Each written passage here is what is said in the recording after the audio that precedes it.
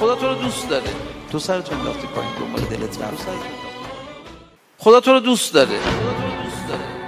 من میشه اینو فهمید؟ یه سری چیزا هم با قلب باید درک کرد. اصلا بعضی چیزا قابل به زبان آمدن نیستن. شما عطر گل یاس رو توضیح بده ببینم. آقا یه نفر تو جلسه ما بگه عطر گل یاس چجوریه، توضیح بده. همتون بوییدید. یه قلبی هم نیست، حسی، مال حس شامه است. توضیح بده. این نمیشه توضیح داد. کلمه برای این خلق نشده در ادبیات بشر. آثارشو میگن نشاط آوره. ببین بگو چیه، نمیشه گفت. اصلا اینه. نگاه کن، یه عطر بیار بگو. اینه. دیدی؟ یه سری چیزا هم با قلب باید درک کرد. محبت رو باید با قلب درک کرد. خدا تو رو دوست داره. من میشه اینو فهمید؟ خب چه توضیحی؟ بالاترین استدلال ها رو بیار. چرا باید امام زمان، پیامبر اکرم، پرونده اعمال ما رو، حالا طبق آیه قرآن کسی به اهل بیت هم معتقد نباشه، طبق آیه قرآن پیامبر باید اعمال ما رو ببینه، پرونده اعمال ما رو ببینه؟ چرا هفته 2 بار لااقل باید پرونده اعمال ما به امام زمانمون عرضه بشه؟ یه کار اداری روتینه؟ سرکشی میخوام بکنم؟ چیه دلیلش چیه؟ خب بگید برای من توضیح بدید. بیکارن باید وقتشون پر بشه؟ میشه؟ اصلا میشه شما یه همچین چیزی تصور بکنید در ارتباط با حضرت ولی اثر بارنا له الفدا؟ یه دونه دلیل بیشتر داره. از بس به شما علاقه داره. محبت مادر به فرزند رو باید با قلب تجربه کرد.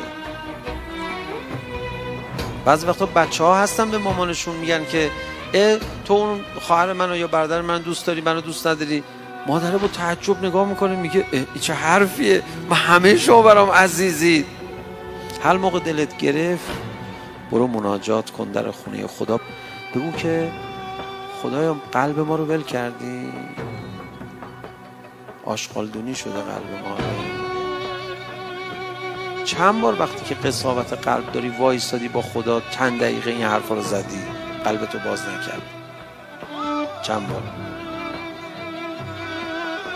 من حاضرم تو میلیاردها انسان بیستم بگم یه نفر تو این جمع بیاد بگه که من چند بار رفتم قلبم و خدا نوازش نمی کرد نرم بشه، قساوت داشت، اشکم نمی اومد، دوست نداشتم ذکر رو، دوست نداشتم خدا رو، دوست داشتم گناه و دوست داشتم غفلت و دوست داشتم هوس بازی رو، همون حال رفتم در خونه خدا. یه نفر تو میلیارد آدم بلند شه بگه وایسادم گفتم خدایا قلب ما دور انداخته شده، قلب ما هری به درد نمیخوره.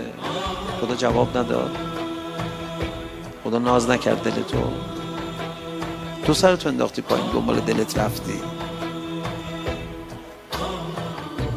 خدای این احساس بد تو دل من هست، درستش نمی کنی، درستش کن، خواهش میکنم. درستش نکنی نمیام، درستش نکنی نمیام، درستش نکنی آدم نمیشم، درستش نکنی گناه میکنم. خدا تو رو دوست داره، تو سرتو انداختی پایین دنبال دلت رفتی.